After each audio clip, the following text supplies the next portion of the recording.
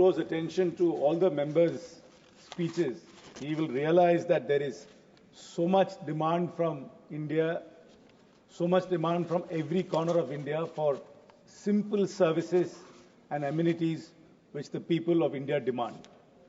But unfortunately, the minister and the department and the government ignore these demands and spend their time on vanity projects and on ego projects. Every single member has listed out demands in his or her constituency which are simple, basic and absolutely necessary. I joined that long list as well. There is a need to extend the Pallavan Express, which terminates in Karakudi via Savaganga to Manamadurai. There is a need to build an overbridge in Pullivalam. There is a need to build a subway in Namana Samudram. There is a need to build a subway in Ramnagar. And there is a need to reintroduce the Kamban Express, which has been stopped during COVID. These are all simple demands of simple people living in rural India and in small towns. But this minister, who is a very articulate man and highly educated man, I'm not doubting his educational qualification, he has to listen to us and stop these vanity projects of trying to build, as my learned colleague Mr. Meena said, about giving numerous trains to Ahmedabad and having these mythical speed limits, the speed trains, which are never going to be achieved because there is no infrastructure for trains to travel at this speed. But these ego projects are constantly being funded and nothing is being done. Madam, what really needs to be focused on is passenger amenities. We are hearing so many cases of overcrowding in trains. People with reserved tickets are not able to get their berths because unreserved passengers are getting in and occupying their seats. In fact, during one of the incidents in Chennai, more than 2,500 people got into a train which has a capacity of only 1,000. Can you imagine the hardship faced by the average passenger?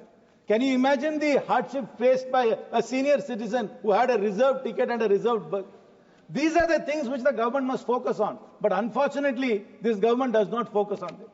The least said, the better about the safety. This minister, however articulate he is definitely a very unlucky minister and brings about great boom to the ministry. Look at the number of accidents which has happened in his tenure. The Balasore train tragedy in June 2023. Northeast Express derailment, October 23. Andhra Pradesh train collision, October 23. Freight train incident, February 24. Local harbour line derailment, April 24. Kanchenjunga Express collision, June 24. Mumbai Howrah mail derailment, July 24. Chandigarh Dibrugarh Express derailment, July 24. Goods train derailment, Mathura train derailment, August 24. Tamil Nadu train collision, October 24. Vijayanagaram train collision, October 24. Jaipur train collision, October 24. Viluppuram, January 25. Now recently, madam, a stampede in the capital city of India. In the capital city of India, there has been a stampede. Madam, this government must completely reprioritize. Not fund ego projects, not fund vanity projects. Focus on safety, on customer amenity. The minister must travel in a train, must see the quality of the toilets in the train, must eat the food in the train, and then he will understand how much hardship the average passenger is facing. All these grand schemes mean nothing if you are not going to take care of the average Indian citizen's railway needs. And more importantly, madam, this government talks about employment all the time. But there are 274 vacancies in the railway. Will the minister clearly tell this house, does he have a plan of fulfilling all those vacancies, having a transparent process without examination leaks, without corruption, a transparent process to fulfill those vacancies instead of outsourcing those things? Madam, this government must take a humanistic approach, a realistic approach, and an approach which will fulfill the needs of the average citizen and not the needs of certain people's egos and vanity. Thank you very much, madam. माननीय सदस्य श्री सुरेश कश्यप जी।